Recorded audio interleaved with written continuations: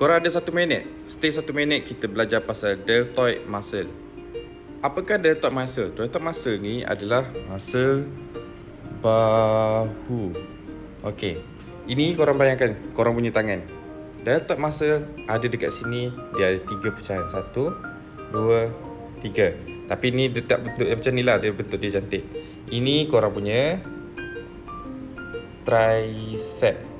Ini korang punya bicep. Jelas tak so far?